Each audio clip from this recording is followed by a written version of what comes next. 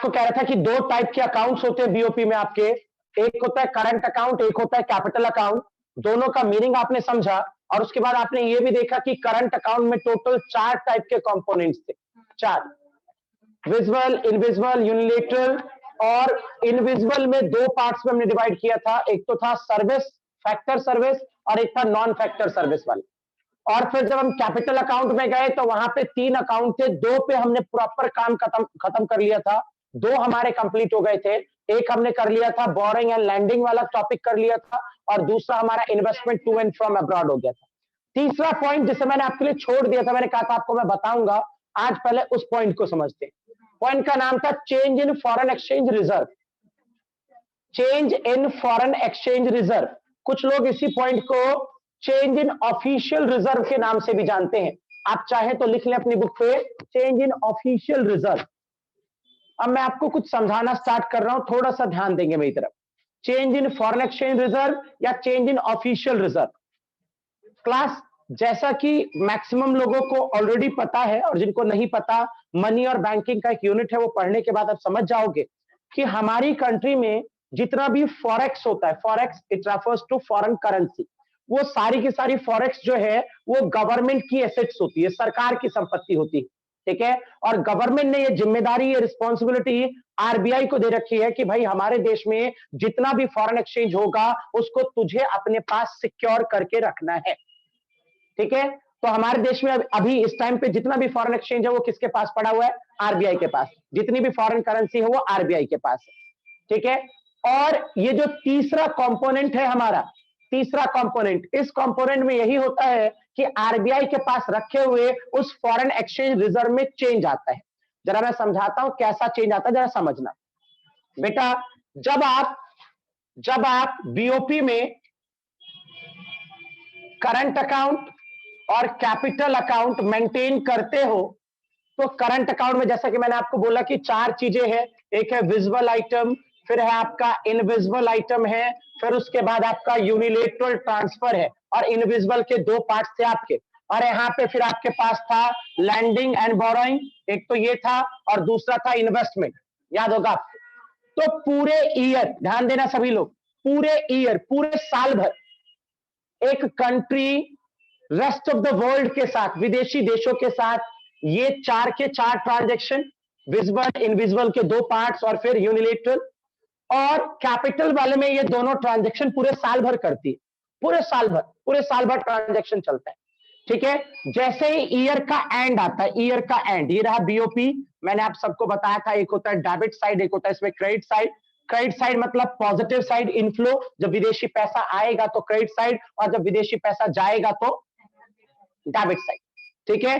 पूरे साल भर जब सारे ट्रांजैक्शंस हो जाते हैं, कौन से? इसके 4, इसके 3 नहीं, सिर्फ 2, इसके 2, तो लास्ट में की जाती है बीओपी की टोटलिंग। ध्यान देना सभी लोग। और जब बीओपी की टोटलिंग होती है तो 2 केसेस सामने आते हैं। केस पहला, ऐसा हो सकता है कि डेबिट साइड ग्रेटर देन है क्रेडिट साइड, है ना। केस दूसरा, ऐसा भी हो सकता है कि डेबिट साइड लेस देन है क्रेडिट साइड। आप सबको मैं बार बार बोल रहा हूं, क्रेडिट मतलब पॉजिटिव, डेबिट मतलब नेगेटिव। अब जरा समझना, अगर टोटल करने के बाद केस ये वाला बना कि भाई डेबिट साइड तो बड़ा है, क्रेडिट साइड छोटा है ना। इट मींस फॉर एग्जांपल हमारे पास आए हैं $10, विदेशी देशों से $10 हमें मिला, और हमें पेमेंट करनी है विदेशी देशों को फॉर एग्जांपल $15, तो कितना कम पड़ रहा है?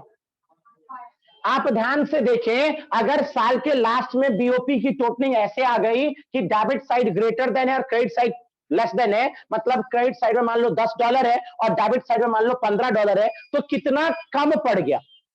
कितना विदेशी पैसा कम पड़ गया? $5।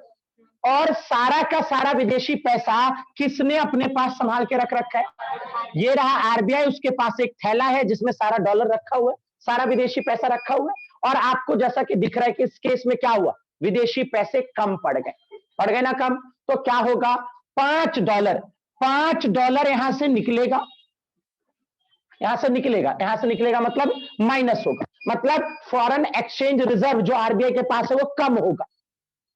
है ना, क्योंकि यहां पे पैसे कम पड़ रहे थे बीओपी में, तो $5 यहां से निकाले जाएंगे और निकाल के वो $5 आपके बीओपी में, कौन सी साइड छोटी थी, कौन सी साइड छोटी थी, क्रेडिट साइड ना, क्रेडिट साइड वो $5 लाके रिकॉर्ड कर दिया जाए ताकि बीओपी बैलेंस हो जाए।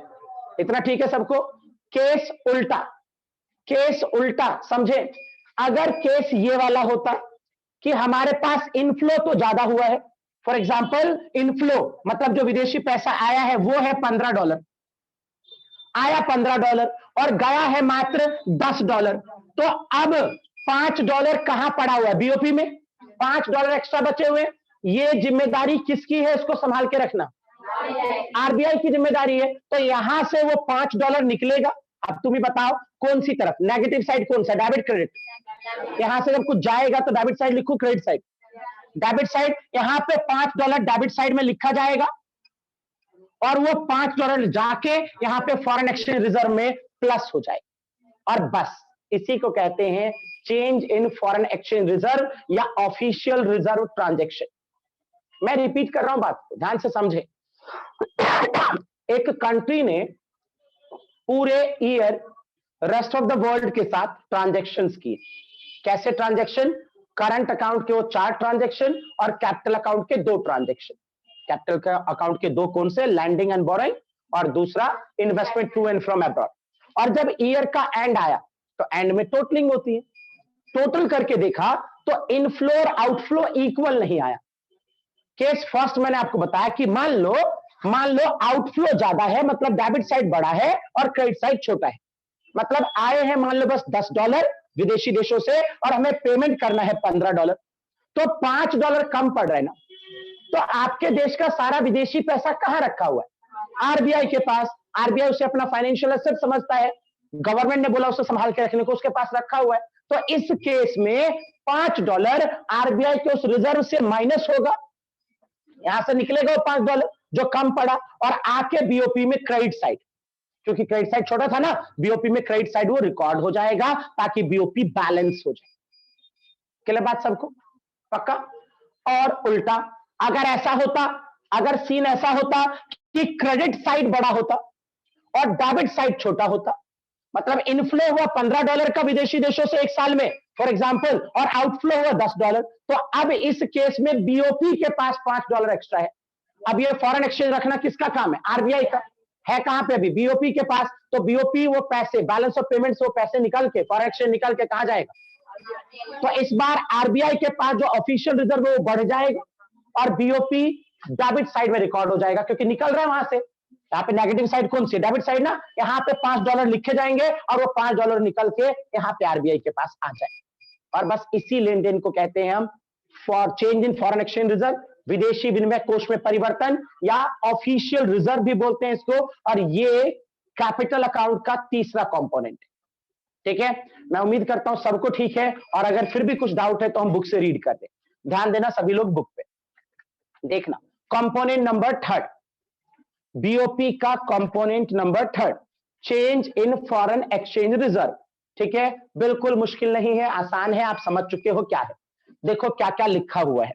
The foreign exchange reserve are financial assets of the government, है ना, और ये किसके पास गवर्नमेंट रखती है, सेंट्रल बैंक के पास। सही है, कह रहा है फॉरेन एक्सचेंज जो है वो गवर्नमेंट का वित्तीय परिसंपत्ति है, फाइनेंशियल एसेट्स है, और ये सारा का सारा फाइनेंशियल एसेट्स गवर्नमेंट किसके पास रख देती है, गवर्नमेंट ने ये सारा पैसा किसके पास रख दिया, सेंट्रल बैंक के पास, आरबीआई के पास। यहां तक सबको ठीक है, मुझे उम्मीद है। आगे सुनना, आगे क्या कहता है, आगे कहता है अ चेंज इन रिजर्व, है ना, serve as a financial item in BOP. जब इस रिजर्व में चेंज आता है, जब इसमें चेंज आता है तो इस चेंज को भी बीओपी का ही आइटम माना जाता है। बीओपी के कौन से अकाउंट का, कैपिटल अकाउंट का आइटम माना जाता है। जब ये आरबीआई के पास जो रिजर्व पड़ा है विदेशी पैसों का, अगर ये बदलेगा तो हम कहेंगे बीओपी में चेंज आए। ठीक है, क्या कहता है जरा देखना, आप ध्यान से पढ़ना। Any withdrawal from the reserve, अगर इस रिजर्व में से कुछ भी विड्रॉल होता है, विड्रॉल पैसे निकलते हैं, आप मुझे बता दो इस रिजर्व में से पैसे कब निकालोगे, जब बीओपी में कौन सा साइड बड़ा होगा, डेबिट साइड। जब बीओपी में डेबिट बड़ा होगा, क्रेडिट छोटा होगा, तो हमें यहां से पैसे निकालने पड़ेंगे, हाँ ना।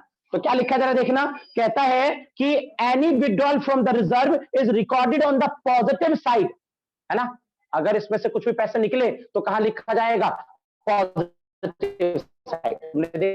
डेबिट बड़ा था, क्रेडिट छोटा था, तो यहां से $5 निकाल के उसमें पॉजिटिव साइड मतलब क्रेडिट साइड रिकॉर्ड हो, ठीक है। और उसका उल्टा देखो क्या कह रहा है, any addition to this reserve recorded debit side या नेगेटिव साइड ऑफ बीओपी। अगर ये रिजर्व बढ़ा, अगर ये रिजर्व बढ़ा, कब बढ़ेगा ये रिजर्व, मैं बता चुका, जब क्रेडिट बड़ा होगा डेबिट से। जब क्रेडिट बड़ा होगा डेबिट से तो ये रिजर्व बढ़ाना होगा, क्योंकि हमारे पास एक्स्ट्रा पैसे, बीओपी के पास एक्स्ट्रा पैसे है, वो पैसे बीओपी ले जाके रिजर्व में रख देगा, तो इसमें डेबिट साइड रिकॉर्ड होगा, ठीक है। क्लास एग्जाम का बहुत बहुत बहुत इंपॉर्टेंट टॉपिक, बहुत important topic.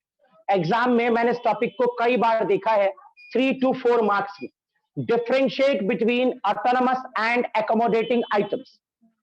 Autonomous and accommodating item में डिफरेंस क्या है, हिंदी स्वायत्त और समायोजक पदों में क्या अंतर है। बहुत इंपॉर्टेंट टॉपिक है, अगर आप पिछले पेपर्स उठा के देखें तो आपको कई बार ये क्वेश्चन आपको एग्जाम में दिखेगा, ठीक है। क्लास पहले मतलब समझो, यहां पे हमने किसको ऑटोनमस बोला और किसको एकोमोडेटिंग बोला, पिछले वाले टॉपिक से ही ये बात जुड़ी हुई है। क्लास पूरे साल भर आपने 6 टाइप के ट्रांजैक्शन किए, 4 करंट अकाउंट वाले और 2 कैपिटल अकाउंट वाले, और जब लास्ट में बीओपी मैच नहीं हुआ तो कुछ ट्रांजैक्शन आपने किसके साथ कर दिए, आरबीआई के साथ। आरबीआई के पास जो विदेशी पैसों का रिजर्व रखा हुआ था, उस रिजर्व के साथ आपने लास्ट में कुछ ट्रांजैक्शन कर दी, हाँ ना। क्यों किए थे लास्ट में वो ट्रांजैक्शन, ताकि बीओपी क्या कर जाए, मैच कर जाए, मैच, पक्का ना। और अब समझना, पूरे साल भर जो आपने ट्रांजैक्शन किया, वो 6 टाइप के ट्रांजैक्शन, उन 6 टाइप ऑफ ट्रांजैक्शन को हम ऑटोनमस आइटम बोलते हैं बेटा, ऑटोनमस आइटम, स्वायत्त मध्ये ऑटोनमस आइटम ऑफ बीओपी। और लास्ट में मैच करने के लिए जो कुछ ट्रांजैक्शन आरबीआई के साथ अभी करना सिखाया मैंने, जिसे हमने नाम दिया था foreign exchange reserve, change in foreign exchange reserve, जो लास्ट में थोड़े से ट्रांजैक्शन हुए थे जिसे हमने नाम दिया था change in foreign exchange reserve, उन ट्रांजैक्शन को जो लास्ट में मैच करने के पर्पज से किया जाता है, और किसी रेस्ट ऑफ द वर्ल्ड से नहीं होता ये ट्रांजैक्शन, बल्कि किससे होता है, अपनी कंट्री की आरबीआई के साथ होते हैं ट्रांजैक्शन। इन ट्रांजैक्शन को हम नाम देते हैं एकोमोडेटिंग आइटम्स का।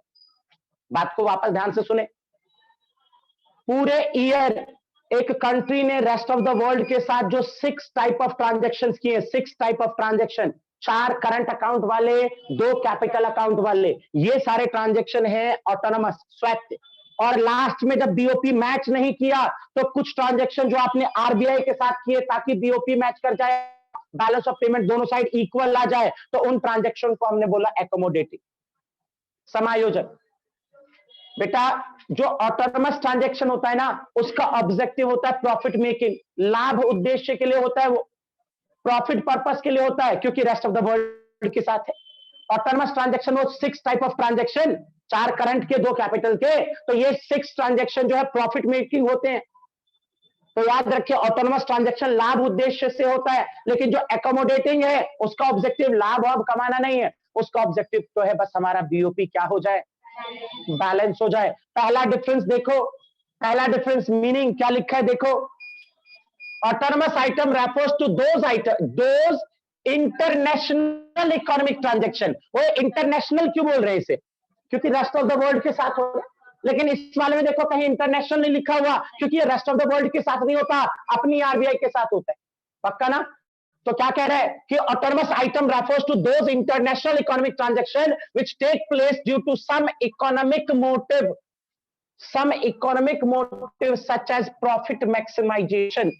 सुना आपने, कह रहा है कि बीओपी के वो इकोनॉमिकल ट्रांजैक्शन जो आप प्रॉफिट मोटिव के लिए, लाभ कमाने के लिए रेस्ट ऑफ द वर्ल्ड के साथ करते हो, उसको ऑटोनमस बोलते हैं। 6 है ना वो, 6, 4 करंट वाले और 2 कैपिटल वाले, ये 6 ट्रांजैक्शन है जो हम रेस्ट ऑफ द वर्ल्ड के साथ करते हैं प्रॉफिट कमाने के ऑब्जेक्टिव से, तो उसे ऑटोनमस बोल दिया, ठीक है। दूसरी तरफ, ठीक है, यहां तक। दूसरी तरफ एकोमोडेटिंग क्या होता है, समायोजक क्या होता है, देखो क्या लिखा हुआ है, accommodating item refers to the transaction that are undertake to cover deficit और surplus, deficit और surplus, deficit क्लास घाटा, surplus क्लास आधिक्य, घाटा डेफिसिट और सरप्लस आधिक्य को कवर करने के लिए जो आप कुछ ट्रांजैक्शन कर रहे हो। जो डेफिसिट या सरप्लस कहां से आया था, ऑटोनमस ने, अबे इसने जो डेफिसिट बनाया, डेफिसिट कब बनाता है ये? जब डेबिट ग्रेटर देन क्रेडिट होता है तो डेफिसिट, और जब डेबिट लेस देन क्रेडिट होता है तो सरप्लस। तो इसने जो डेफिसिट या सरप्लस को जन्म दिया था, उसको कवर करने के लिए भाई साहब होते हैं। समझ गए मैं क्या कह रहा हूं? इसमें जो डेफिसिट या सरप्लस बनेगा उसको ये कवर करेगा। कोई तो लिखा है कि एकोमोडेटिंग ट्रांजैक्शन वो ट्रांजैक्शन है जो कवर करता है डेफिसिट या सरप्लस जो यहां पे आया था। उम्मीद है ठीक है सबको। दूसरा पॉइंट कहता है effect on BOP, autonomous transaction independent of the state of BOP और accommodating transaction are undertake to mention the balance in BOP account, maintain the balance of BOP account। समझे? कहता है ये जो होता है ना, ये वाला इसको कोई फर्क नहीं पड़ता। किस बात का फर्क नहीं पड़ता? कि बीओपी बराबर हुआ या नहीं हुआ, कोई फर्क नहीं पड़ता। पूरे साल भर ये ट्रांजैक्शन बस होता रहता है, क्या सोच के प्रॉफिट हो रहा है कर ले, अपना प्रॉफिट देखते हैं हम कि भाई इस लेन देन को करने से हमें विदेशी देशों से फायदा होगा, अगर लगता है हाँ होगा तो कर लो। ये वाले ट्रांजैक्शन कभी ये नहीं सोचते कि अरे बीओपी को बराबर भी तो रखना है ना, ठीक है ना? वही तो लिखा है कि independent of state of BOP, इसको कोई फर्क नहीं पड़ता कि बीओपी की स्थिति क्या है, बीओपी बराबर है या नहीं है। लेकिन इस वाले को तो पड़ता है भाई, ये तो हमेशा मेंटेन करने की कोशिश करता है कि बीओपी बैलेंस हो। तुमने देखा नहीं, जब डेबिट बड़ा था क्रेडिट छोटा था तो क्रेडिट साइड पैसे ले आया फॉरेन एक्सचेंज रिजर्व ताकि बराबर हो जाए, और जब डेबिट क्रेडिट बड़ा था तो डेबिट साइड से काम कर लिया उसने। इसका कोशिश होता है हमेशा बीओपी को बैलेंस करना, ठीक है? उसके अलावा करंट अकाउंट कहता है ऑटोनमस ट्रांजैक्शन में कैपिटल और करंट अकाउंट दोनों के लेन देन होते हैं ना। ऑटोनमस में 4 करंट वाले और 2 कैपिटल वाले, है ना? तो दोनों क्या है ना, तो वही तो लिखा है। कहता है ऑटोनमस में करंट भी आता है, करंट 4 करंट, और कैपिटल भी आते हैं 2। पक्का? कह रहा है इसमें तो सिर्फ एक ही चीज आती है कैपिटल, और कैपिटल में भी वो आखिरी वाला क्या नाम था उसका, change in foreign exchange reserve. देखो कह रहा है accommodating transaction take place only capital account. Accommodating में बस कैपिटल अकाउंट ट्रांजैक्शन आएगा, कैपिटल अकाउंट पूंजीगत लेन देन आएंगे इसमें, बस कैपिटल अकाउंट में तीसरे वाला कंपोनेंट। लेकिन इस वाले में करंट और कैपिटल दोनों ही आए। लास्ट अदर नेम, दूसरा नाम क्या है बेटा? बेटा ये ट्रांजैक्शन टोटलिंग से पहले होता है, टोटलिंग से पहले, और जब टोटलिंग बराबर नहीं होती तो बराबर करने के लिए हम ये ट्रांजैक्शन करते हैं। ऐसे हुआ ना? तो इसलिए इसको बोला गया above the line transaction. Above the line, रेखा से ऊपर। आपने देखा होगा कहीं पे भी अगर हम टोटल करते हैं, नॉर्मली घर में भी तो एक लाइन डालते हैं ऐसे, है ना? टोटलिंग करने के टाइम हम ऐसे लाइन डालते हैं, कॉमर्स वाले तो बहुत अच्छे से जानते हैं इस लाइन को, ऐसे, है ना? इससे लाइन बोला जाता है। तो कह रहे क्या कि लाइन डालने से पहले वाले लेन देन थे ये, और जब लाइन डाल के देखा कि अरे लंका लग गई, बीओपी बराबर नहीं हुआ, तो फिर कुछ और लेन देन किए, लाइन डालने के बाद कुछ लेन देन किए, वो ट्रांजैक्शन ये। तो इसलिए इसका अदर नेम क्या है? Above the line, above the line items, और इसको क्या कहते हैं? Below the line items. ठीक है, एक को बोला हमने अबव द लाइन आइटम्स, एक को बिलो द लाइन आइटम्स। हम करंट अकाउंट का बैलेंस कैसे फाइंड आउट करते हैं, प्लीज ध्यान दें। हम करंट अकाउंट का बैलेंस कैसे फाइंड आउट करते हैं? करंट अकाउंट क्या है ये हमें पता है, करंट अकाउंट में कंपोनेंट्स कितने होते हैं ये भी हमें पता है, और अब ये कि करंट अकाउंट की हम बैलेंसिंग कैसे करेंगे, कैसे निकालेंगे करंट अकाउंट का बैलेंस। बड़ा सिंपल, बहुत क्लियर से कहता है कि अगर आपको करंट अकाउंट का बैलेंस फाइंड आउट करना है तो इसका मतलब है आपको टोटलिंग करनी है, करंट अकाउंट के डेबिट साइड की टोटलिंग और करंट अकाउंट के क्रेडिट साइड की टोटलिंग। सही कह रहा हूं मैं? नेट निकालना है, करंट अकाउंट के डेबिट साइड का नेट। 4 चीजें ना करंट अकाउंट में, विजुअल, इनविजुअल में 2 चीजें और यूनिलेटरल, इन चारों का टोटल करना है डेबिट साइड का, और फिर इन्हीं चारों का टोटल करना है क्रेडिट साइड का। यहां तक ठीक है सबको? तो इसी बात को करंट अकाउंट बैलेंस कहते हैं। और अगर आपने देखा कि आपका डेबिट साइड, करंट अकाउंट का डेबिट साइड, पूरे बीओपी की बात नहीं कर रहा मैं, बस मैं करंट अकाउंट की बात कर रहा हूं। अगर आपने देखा कि करंट अकाउंट का डेबिट साइड बड़ा है करंट अकाउंट के क्रेडिट साइड से, चालू खाते का डेबिट साइड चालू खाते के क्रेडिट साइड से बड़ा है, तो इट मींस आपको सी CAD हो गया, CAD आपको CAD हो गया, CAD करंट अकाउंट डेफिसिट हो गया, चालू खाता घाटा हो गया आपको। और ये रिप्रेजेंट करता है कि अब आपकी कंट्री को अदर नेशन से फॉरेन एक्सचेंज बोरो करना पड़ेगा। सुना सबने मुझे? करंट अकाउंट की बैलेंसिंग कैसे होती है, आपके बुक में एक टॉपिक है बैलेंसिंग ऑफ करंट अकाउंट, और इसका मतलब है balancing net balance of debit and credit side of current account. आपको चालू खाते के डेबिट और क्रेडिट साइड का टोटल बैलेंस निकालना है। जब आप बैलेंस निकालोगे तो आपके सामने दो स्थितियां आ सकती हैं, दो सिचुएशन आ सकती है। सिचुएशन नंबर फर्स्ट कि डेबिट साइड बड़ा आ जाएगा क्रेडिट साइड से। इसका मतलब है कि करंट अकाउंट के डेबिट साइड से पेमेंट आपको ज्यादा करना पड़ा और करंट अकाउंट के क्रेडिट साइड से पैसे आए कम, और इस केस को हम नाम देते हैं करंट अकाउंट डेफिसिट, चालू खाता घाटा। और ये शो कर रहा है कि आपकी कंट्री को रेस्ट ऑफ द वर्ल्ड से बोरोइंग करना पड़ेगा, उधार लेना पड़ेगा।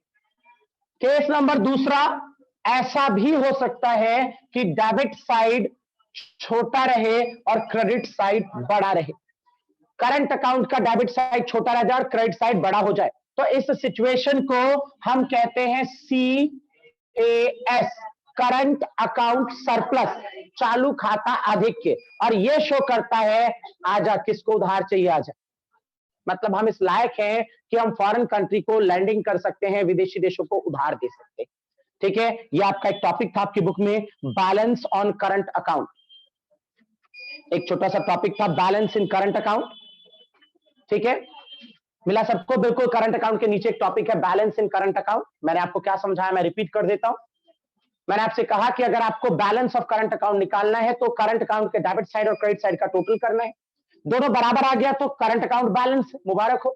और अगर दोनों बराबर नहीं आया तो दो बातें हो सकती है, एक आपका डेबिट बड़ा क्रेडिट छोटा हो सकता है। इस सिचुएशन में आपको क्या करना होगा, डेफिसिट हो रहा है आपको, घाटा हो रहा है आपको फॉरेन कंट्री से बोरो करना होगा, उधार लेना होगा विदेशी पैसा। और अगर करंट अकाउंट की ये वाली केस है, क्रेडिट बड़ा है और डेबिट छोटा है, तो इसका मतलब क्या है कि आपके पास सरप्लस पैसा है, विदेशी पैसा आपके पास ज्यादा है, आप इस लायक हो कि आप विदेशी देशों को लैंडिंग कर सकते हो, उधार दे सकते हो। ये था करंट अकाउंट बैलेंसिंग।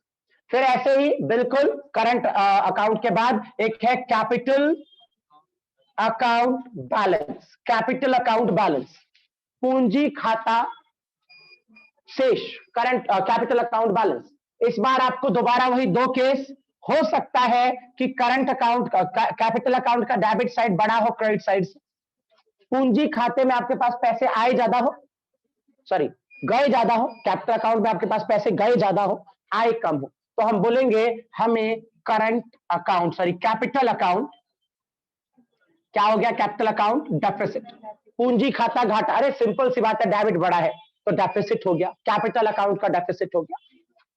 ठीक है, और फिर ऐसे ही अगर डेबिट छोटा है और क्रेडिट बड़ा है तो हम बोलेंगे कैपिटल अकाउंट सरप्लस हो गया, पूंजी खाता आधिक्य हो गया। ठीक है, अगर कभी कोई कह दे कि बताओ कैपिटल बीओपी के दो अकाउंट होते हैं, करंट और कैपिटल, उनकी टोटलिंग कैसे करोगे, तो हम बता देंगे कि कैपिटल अकाउंट का टोटल, अगर करंट अकाउंट का टोटल करना है तो उसके डेबिट और क्रेडिट साइड की टोटलिंग करिए, दोनों इक्वल आ गया तो बैलेंस है, नहीं आया तो दो केस है, एक क्रेडिट बड़ा हो सकता है, डेबिट छोटा हो सकता है, मतलब हम इस पोजीशन में हैं कि हम किसी कंट्री को लैंडिंग कर सकते हैं, उधार दे सकते हैं। दूसरा, डेबिट बड़ा हो सकता है, क्रेडिट छोटा, तो इस सिचुएशन में हम इस हालत में हैं कि हमें कहीं से बोरो करना पड़े। ठीक है, और कैपिटल अकाउंट बैलेंस कैसे निकालेंगे, दोबारा कैपिटल अकाउंट के डेबिट और क्रेडिट साइड की टोटलिंग होगी, अगर डेबिट बड़ा है तो करंट अकाउंट डेफिसिट, और अगर क्रेडिट बड़ा है तो करंट अकाउंट सरप्लस। ठीक है, क्लास मेरी तरफ से आपका चैप्टर एंड हो गया।